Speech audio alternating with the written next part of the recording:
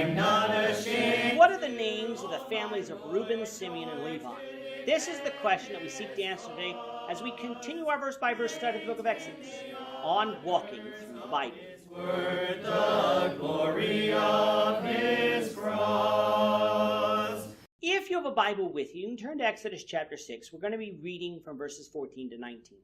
If you don't have a Bible, don't worry. Just follow along with us on the screen. The version that we'll be reading from is the New King James Version. So, Exodus chapter 6, beginning at verse 14. These are the heads of their fathers' houses. The sons of Reuben, the firstborn of Israel, were Hanok, Palu, Hezron, and Carmi. These are the families of Reuben. And the sons of Simeon were Jemuel, Jamin, Ohad, Jachin, Zohar, and Shaul, the son of the Canaanite woman. These are the families of Simeon. These are the names of the sons of Levi according to their generations, Gershon, Kohath, and Merari. And the years of the life of Levi were 137. The sons of Gershon were Libni and Shimei, according to their families.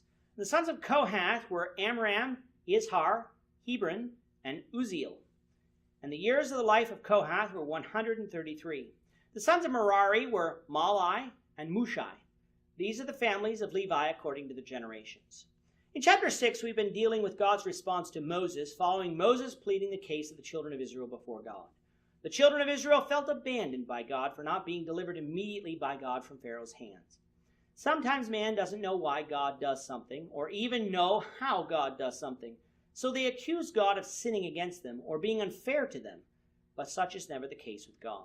He had not forgotten about them, for he would fulfill his promises to Abraham, Isaac, and Jacob by not only bringing them out of Egypt, but by bringing them to Canaan, the land that they would conquer. Moses went and told Israel these things, but Israel did not believe him. God then told Moses to go tell Pharaoh to let the people go. Moses wondered if he was the right man for the job, seeing as how he could not even get Israel to believe him. But God commanded him to go anyway. Now we come to another section of Scripture that is often skipped, another list of names. What we're going to be looking at mainly is a family tree of Moses and Aaron, which would be of the lineage of Levi, Jacob's third son. But before we get to Levi's descendants, we first deal with Reuben's and Simeon's descendants. Levi's two older brothers were Reuben and Simeon. Reuben was the firstborn of Jacob, and his sons were Hanok, Palu, Hezron, and Carmi. These names match the names of Reuben's sons found in Genesis 46, verse 9. These four sons were born when Reuben and the family came down into Egypt. These four men represented the house of Reuben, so Reuben's descendants would belong to one of these four houses.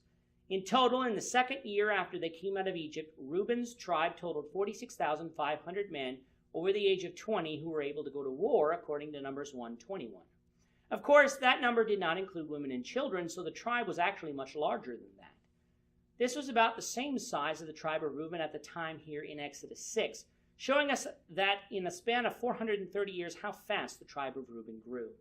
That really puts into perspective Exodus 1 verse 7, which said that the children of Israel were fruitful and increased abundantly. Next we come to Simeon, Jacob's second son. Unlike his brother Reuben, Simeon had 6 sons when they entered Egypt. This list matches the one found in Genesis 46:10. Like with the house of Reuben, every one of these men would represent the house of Simeon, and so Simeon's descendants would belong to one of these 6 houses. From Numbers 1 verse 23, we find that when the census of Israel was taken in the second year following the exodus from Egypt, that the house of Simeon totaled 59,300 men over the age of 20 able to go to war. Again, this did not include women and children, meaning the actual numbers were higher.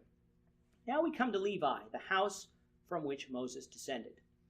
Since the genealogies of Moses and Aaron is really what is in view in this chapter, this is likely the reason why more attention is given to the house of Levi than the houses of Reuben and Simeon.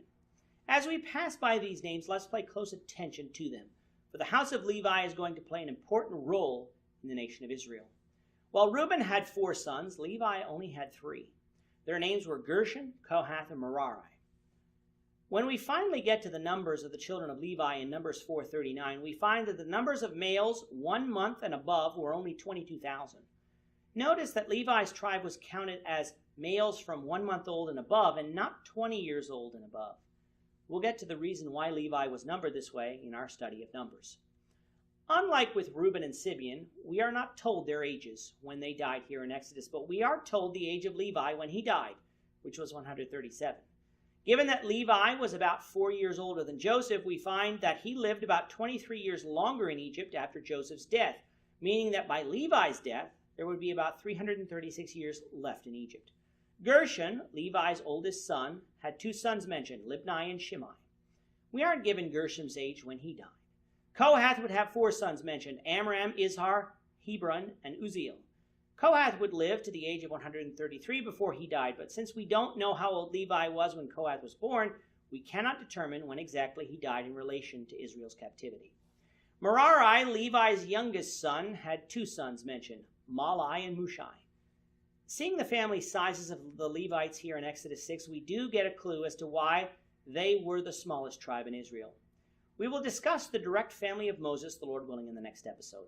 With that, our time is up for today. Lord willing, we hope you'll join us for tomorrow's discussion of Exodus chapter 6, verses 20 to 30, as we continue our walk through the Bible, one verse at a time. I'm not ashamed. Thank you for watching today's episode. We hope that you found it edifying and ask that you not only subscribe to our channel and podcast, but that you like and share this episode among your friends, so that the saving gospel of Jesus Christ can go out to the whole world. Of his cross.